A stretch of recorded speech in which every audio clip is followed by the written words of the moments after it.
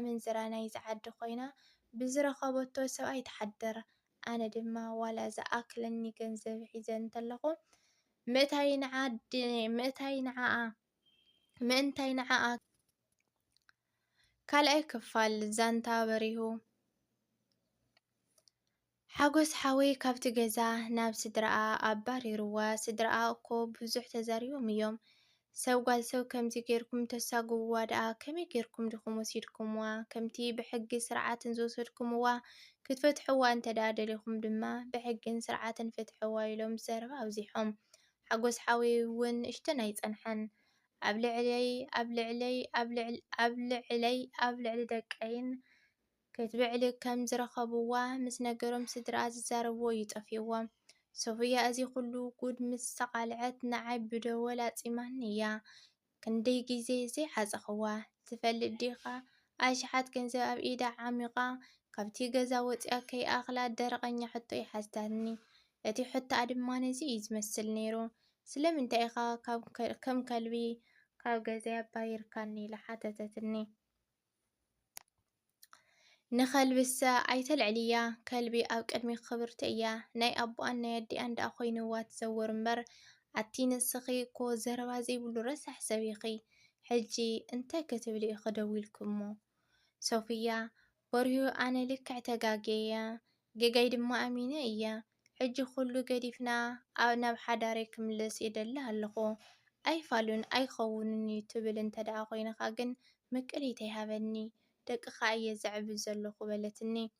በሪሁ ኣሃ ናብ ሓዳረይ ክምለስ ደበልኪ? ሕጂ ኸ እንታይ ክደግምኒ? ቆርበተይ ቀሊጥ ክትበልዕዮ ደሊኸ? ወዲ ድሞ ከም ቀደሙ ድዮም ዝብሉ ኣቦታትና ምስ በልክዋ ነዚ ዘረባ ከኣፈ እያ ቆሊባቶ። ሶፍያ መን እዩ ሕጂ ድሙ ዝኸውን ዘሎ ኣቦይ ወይስ ኣደይ? ትዛረቦ ዘለኻ ይርድአካ ኣሎ ድዩ? ኢላ ኣብዚ ሓሰብክዎ ዘረባ ባዕላ እንዳጠዋውየት ብላዕሊ ክትኮነለይ ፈቲና ኣነ ግን ግዲ ኣይሃብኩላን ውሽጠይ ግዲ ሓሪሩ ነይሩስ መሊሰ እየ ተናዲዳ። ኣቲ በጃኸይ ኢለኪ ሕፍር በሊ። ኣነ ዘይሓሰብክዎ ከዓ ኣይተሕስብኒ። ስድራኸ ደኣ ወሪድዎም ውርዝያት ክቡራት እንድዮም ንስኸ ደኣ በየናይ በቂልክዮም ሓዲድ ዝበልዐትሉ ፃሕሊ ትሰብር። ሶፍያ ዝገበረቶ ተግባራት ረሲዓ ነቲ መሪር ቃላት ናይ በሪሁ ከም ቁማል በብሓደ እንዳኣረየት ኣብ ምትርጓምያ ተዋፊራ። በሪሁ መልሓስካ ልጓም ግበረሉ ኣነ ተጋጊ እየ ሕጂ ከዓ ዘረባ እንዳኣቃመምካ ንዓይ ምስሕለናይ ከም ዝበኣስ ኣይትግበረኒ በጃኻ መሓረኒ በለቶ። በሪሁ ኣቲ ሰበይቲ ኣቲ ሰብ እቲ ኣነ ክብለኪ ዝግባኣንስ ተገምጢልክ ብላዕሊ ኮይንኸ ንዓይ መሓረኒ ትብልና ኣለኺ?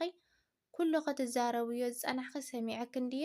ሕጂ እቲ ካባይ ትደልዮ ዘለኸ እስኪ ንገርኒ እንታይ ኢኺ ክትብልኒ ደውልኪ? ሶፍያ ኣነ ደኣ ኣታ በሪሑ ሓወይ ካብ ጌጋይ ተኣሪመ ናብ ሓዳረይ ክምለስ በሪሁ ዝተጎድአ ልቡ ብቐሊል ዝድበስ ዝጽገንን ኣይኮነን ነይሩ።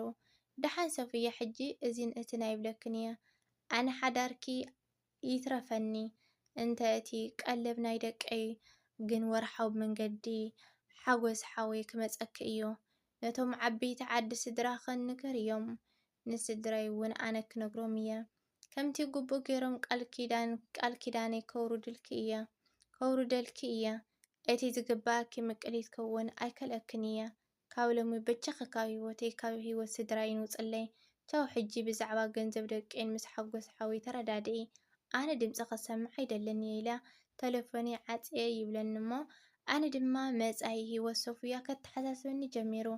እሞ ኸደኣ ብድሕሪዚ ብዛዕባ እቲ ምቅሊት ይኹን ቃል ኪዳን ምውራድ ከመይ ጌርካዮ ኢላ ሓተትክዎ። እሞ በሪሁ ግን ደስ ኣይበሎን ነይሩ። ካብዚ ጀመርክዎ ክውዶ ኢሉ ድማ ክስካብ መጨረሻ ክዕለኒ ኢሉ ሓራ ይበለኒ። በሪሁ እወ ኢሉ ቀፂሉ ዘረብኡ ከምዚ ዝብለካ ስድራይ ተኣኪቦም ከምቲ ግቡእ ገይሮም እዮም ፈላልዮምና። ሶፍያ ግን ምፍልላይ ኣይተዋሓጠላን ነይሩ። እንታይ እዩ እቲ ምኽንያት እንተይልካ ድማ ጸጋይ ወደያ መሓረዝጊ ኣብ ዝተቐረበ መኣዲ ክበልዕ እምበር መኣዲ ክቐርብ ዝኽእል ሰብ ስለ ዘይኮነ እዩ ነይሩ። ሶፍያ ዝለመደቶ ከይትስእን ምሳይ ናይ ይምሰል ሓዳር ክትገብር ትሓስብ ነይራ። ኣነ ግን ሶፍያ ማለት እቲ ተመን ካብዚ ብልዒ ኢሉ ንሄዋን ዘስሓታ ኣርዮስ ሰይጣን ኣምሳል ተመን ኮይኑ ዝመፃ ንሱ ኮይኑ እያ ትስምዐኒ ነይራ። ብኸምዚ እዩ ሓዳረይ ተበቲኑ ምስ ደቀይ ምስ ኣቦን ወድን ይህን ምሂን ክብለሉ ኣብ ዘይክእል ህሞት በፂሐ ዝነብር ዘለኹ። ሶፍያ ግን እዛ በላዒት ቆፅላ ንህለትካ ንደቀይ ንስድራ ኣይህበኩምን እየ ኢላ ኣብያቶም ምስ ስድራኣ ደርብያቶም ኣመንዝራ ናይ ዝዓዲ ኮይና ብዝረኸበቶ ሰብኣይ ትሓድር። ኣነ ድማ ዋላ ዝኣክለኒ ገንዘብ ሒዘ እንተለኹ ምእንታይ ንዓኣ ከይርኢ ኢለ ንዓደይ ከይኣቱ ነብሰይ ምግባር ኣብኒ ብናፍቆት ስድራይ ተሓሚሰ ኣለኹ። ኣብዛ ጭንቀይ እየ ዝነብር ዘለኹ። ሎሚ ግን ንዕይ ፈኺሱኒ ኣታ ወደየ በለኒ እሞ ንዓይ ድማ ከብደይ ምኻል ኣብኒ እንዳተፈለጠኒ ክገመጠለኒ ጀሚሩ። ብዓመይ ከፀናንዖ ፈቲነ በርሁ ግን ብቐሊሉ ዝፅናዕናዕ ሰብ ኣይኮነን። ቁሩብ እንተ ተሰውጦ ኢለ ከምዚ በልክዎ ኣታ በርሁ ኣጆኻ ማዕረ ክንድዚ ኣይትኹን በዚ ዘሕለፈካ ንእግዚኣብሔር ኣመስግን። ካባኻ ዝኸፍኡ ብዙሓት ከም ዘለዉ ንርእስኻ የእሚንካ ተመስገን በል ምስ በልክዎ ብመጠኑ ክረጋጋዕ ፈተነ። በርሁ እዎ ሓቅኻ ሕጂስ ተመስገን ኣምላኽ ነብሰይ ረኺበያ ኣለኹ እንበር ኣዴ ጓል ሄዋን ኮይና እምበር ደቂ ኣንስትዮ ዝብልዎ ንስ ኢሉ ዘረብኡ ከይወድአ ንውሽጡ ሕጥ ኣቢሉ በል ሕጂስ ታሪክ ሂወተይ ካብዛ ከብዲ ጉሕጉሕ ኣቢልካ ወሲድካየን ኢሉ እንዳሰሓቐ ተፈለየኒ። ዛንታ በሪሁ ኣብ ዘይፍፀም ንክቡራት ተኸታተልቲ ካብዚ ዛንታ እዚ ብዙሕ ኢና ንምሃር ማለት እዩ። ሓደ ኣብ እምነትካ ዘይምፅናዕ ኣብ እምነትካ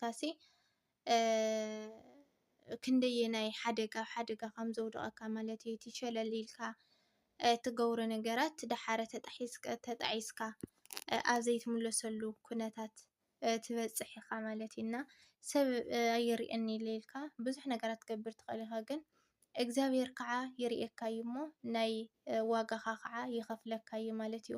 ዝኾነ ነገር ተሓቢኡ ይተርፈና ክቡራተይ፣ እምነትና የፅንዓና፣ ኣብ ቃል ኪዳንና የፅንዓና። ካብ ከምዚታት ምግባር እግዚኣብሔር ኣምላኽ ይሰውረና ክብለኩም ይደሊ ክቡራተይ። ርእይቶኹም ነቐፈታኹም ኣብ ኮሜንት ኣቕምጡለይ ኩሉ ክቕበል ዝግጁ እየ ክቡራተይ። ላይክ፣ ሰብስክራይብ፣ ሸር ብምግባር ምህርትዓኹም ኣይፈልየኒ። ብኻልእ እስካብ ንራኸብ ደሞ ሰናይ ንዓኻትኩም።